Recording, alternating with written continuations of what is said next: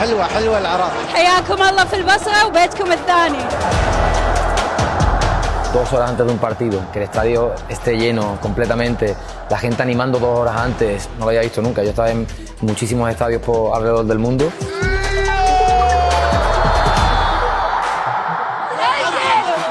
جمهورنا عاطفي يحب كرة القدم فلازم تعطيهم كل ما لديهم. كانت مباراة صعبة. الآن قاتلنا وياهم شافوا الفريق قدامهم قوي وقفوا.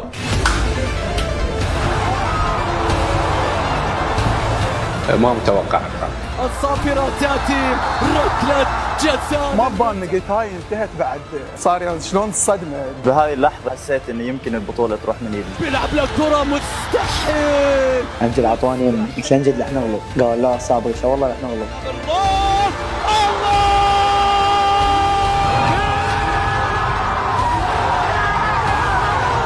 بين انفسنا كان انه تحدي انه لازم نحرز هاي البطولة. لا صعب.